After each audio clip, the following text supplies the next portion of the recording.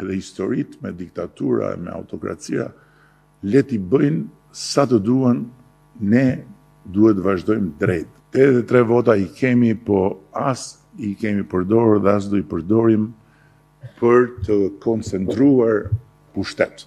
Do t'i përdorim për të vazhduar të bëjmë shtetin evropian të shqiptarëve. Kryeministri Edi Rama tha se PS nuk do ta tradhtoj votën e shqiptarëve në synim për antarësim në BE, zhvillim dhe drejtësi të pavarur. Nuk e kemi marrë atë votë për të kthyer mbrapsht reformën në drejtësi dhe reformën në drejtësi do e çojmë deri në fund.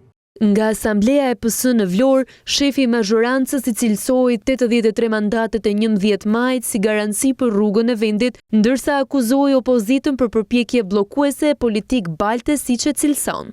Dhe të na duheshin molotovarët për të bërë TTK. Por si garanci kërkoi që PS të konfirmohet fituese edhe në garën vendore të vitit 2027. Në të gjitha bashkitë e vendit.